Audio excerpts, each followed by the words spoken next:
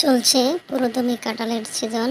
আর এই কাঁঠাল খাওয়ার নিনজা টেকনিক আপনাদের দেখাবো। অনেকেই আছেন যে কাঁঠাল খাইলে পেট খারাপ করে বদহজম দেখা দেয়, আর এই টেকনিকটা ফলো করে কাঁঠাল খাইলে কোনো সমস্যা দেখা দেবে না, বদহজমও হবে না।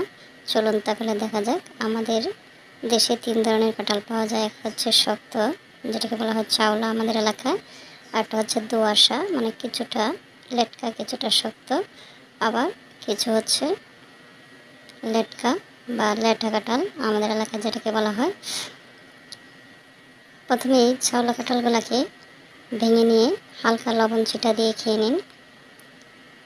লবণ ছিটা দিলে খুব সহজেই কাঁঠালটা হজম হয়ে যাবে, আর কোনো গোলযোগ করবে না, পেটের মধ্যে কোনো সমস্যা করবে না, বদহজমও হবে না।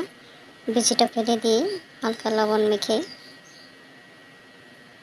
এই শক্ত কাঁঠালগুলা খেয়ে নিতে পারেন।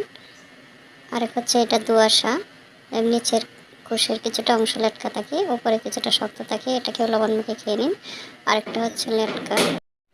লেটকা কাঁঠালটাকে প্রথমে এরকম স্টিলের বা প্লাস্টিকের চাকনিতে ছেলে নিতে হবে। এতে করে যে কাঁঠালের গলা বলেন বা কোষ বলেন, এগুলোর মধ্যে যে একটা আঁশের মতো থাকে এবং ভিতরে কিছু পেটা বা ময়লা থাকে, সেটা উচ্ছিষ্ট সেটা থেকে যাবে, বিচিগুলো আলাদা হয়ে যাবে। দেখতে পাচ্ছেন, এটা সুন্দরভাবে রসটাকে আলাদা করে দেবে।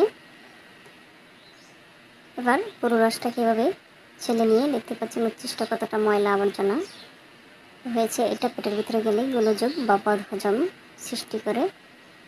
আমি এটাকে আলাদা করে ফেলে দিলাম।